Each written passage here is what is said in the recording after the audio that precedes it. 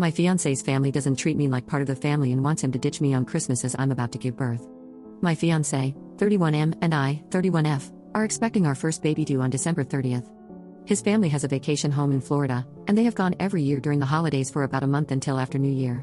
He agreed not to go this year because of the baby, but his family is insisting that he goes and comes back on the 28th. In their words, there is ample time before the baby is due. So, he bought a ticket for December 15th to 28th. His reasoning is that his parents really want him there, and his siblings will also be going. For some context, I have also gone to Florida with his family for the past 5 years for at least part of Christmas. Every other year, I return before him to spend Christmas Day with my family. This year is the first time in a long time that all the other siblings are able to overlap dates.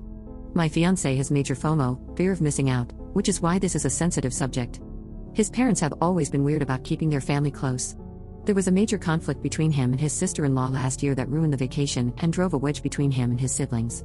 They left us out of major events, trips, etc., and they only started repairing their relationship a couple of months ago. While they are trying to fix things, they have left me out of it. They've never said it outright, but little things suggest they don't consider me completely part of their family yet since we aren't married. Anyhow, this is bothering me a lot more than I thought because I know pregnancies are unpredictable, especially in the last trimester, and if anything happens leading up to the due date, I need him there. My parents are away overseas dealing with a grandparent emergency and won't be back until December 26th, and my friends have their families, so I will be completely alone. The other reason, and I guess it's more selfish, is that I will be spending Christmas by myself. It's not the main reason why I'm bothered, but it's a small part of it.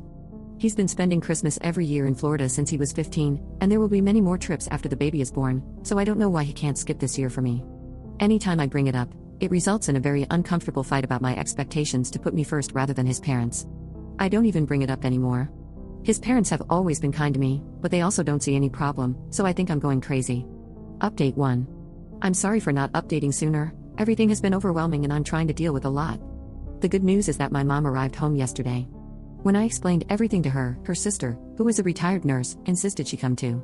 I'm so thankful to have them here, though it's hard to get my feelings across as there's a bit of a cultural barrier. My mom is from Hong Kong, and without getting into details, the grandparent situation was very much an emergency, but she has siblings and my dad who is staying there at the moment. As for my fiancé, I scheduled a virtual appointment with him and my obstetrician to update her and give her a rundown of the situation. Like all of you, she was appalled and strongly recommended he not travel during this time. Her words were, "In my professional opinion, I'm going to very strongly recommend you reconsider your plans. In my personal opinion, I'm going to insist it." It was probably on me for not alerting her sooner regarding his travel plans. After that, he is still going, but adjusting his date so he will be back on the 22nd. There will be a one-day overlap with his siblings.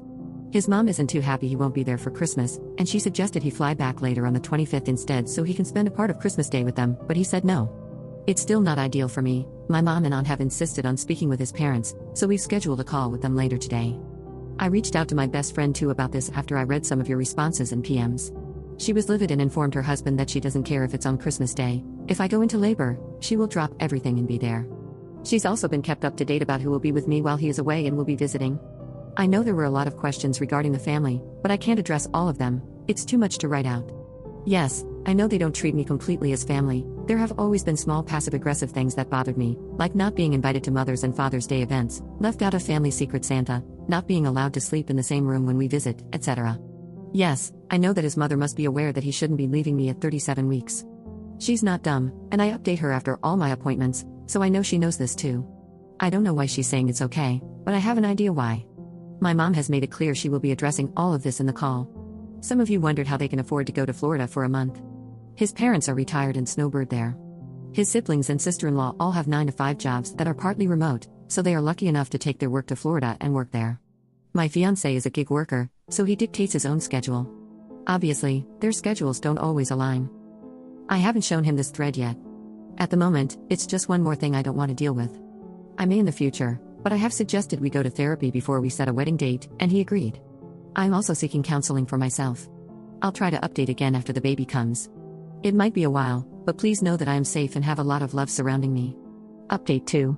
Happy holidays everyone. I know some of you were asking for an update, so here it goes. My baby girl was born on December 20th at 6 pounds 10 ounces at 9:42 p.m. My mom, aunt, and best friend were there during labor. My mom was present during birth. She's healthy, and we're all exhausted, but I'm so grateful for my support system. My ex-fiancé did not make it for the birth. During the video call with his mother, my mom told her that he needs to come back immediately, otherwise, she will be taking me home, and they will not be welcome to visit the baby. It was a very heated call, but the outcome was that my mom unpacked up my things, and we went back to my parents' house where I currently am still residing. So, you can guess what happened there. I had a very upsetting phone call with him about his priorities now that we were literally down to the wire, and the conversation ended without much resolution. He hung up on me. I messaged him after our daughter was born to let him know I had given birth and that she was healthy. He tried to video call a lot after that, but I didn't pick up. He returned home on the 22nd as planned. Of course, I wasn't at the condo. I think they all thought my mom was bluffing. He tried to come by my parents' house many times, and at one point, sat outside in his car for hours when my mom and aunt wouldn't let him in. Finally, on Christmas Day, we let him see his daughter, and he and I discussed our future. My mom and aunt have been very vocal about breaking off the engagement, and I agreed that after the call with his parents, I didn't want to be involved with a family who was so selfish. He told me his mother was very insistent he go on this trip to show his family that he wanted to mend his relationships with them, and that his sister-in-law had been saying some awful things about me to him and his parents. I had told her some things in confidence a couple of years ago about some issues I was having with him, and she turned it around on me. This was the nail in the coffin. I can't possibly marry into a family this toxic. So as it stands now, I have broken off the engagement and will live at my parents' house. We have scheduled couples therapy, and our first session is tomorrow. He has apologized profusely and asked to stay with me to help with his daughter. My mom doesn't want him sleeping here, so he's been coming by in the morning to help with her and then leaving in the evening. His parents have told him that they would like to see our daughter as soon as they come back, and he has video chatted with them once to show our daughter to them. That's basically where we stand now. Undoubtedly, the situation will get more complicated once his parents come back, but I can't think about that right now. My baby girl is healthy and has a nursery set up in my childhood bedroom. She's surrounded by people who would give her the world. My aunt, who I haven't seen since I was 10, is here. Those are the positive things I'm focusing on.